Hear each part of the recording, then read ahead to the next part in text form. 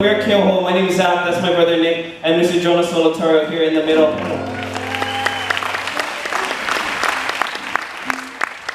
We're happy to be here for the second time actually for Konanui Nights. I think the first one was probably a year ago, yeah? And that's when we released, did we already do our first CD already? Can't remember. And we were over there, yeah? And it was actually with Kumu folks. How about another round of applause for our Kumu, Robert Rubin, and our Hula brothers back there. Festive in the back. Well, we're really happy to be, like I said, really happy to be joining you folks tonight. I think it's going to be a festive time because there's so many festive people here, especially in the yellow chairs. The white chairs, there are some of you, but the festive people are in the yellow chairs. Yeah, you see? All the white chair people are like, well, I'm going then. Where are you guys then? You know why? Because it's a little bit reclined, yeah, so like, it looks dreamy, yeah? Right, Jonah? Right. A few songs for you folks.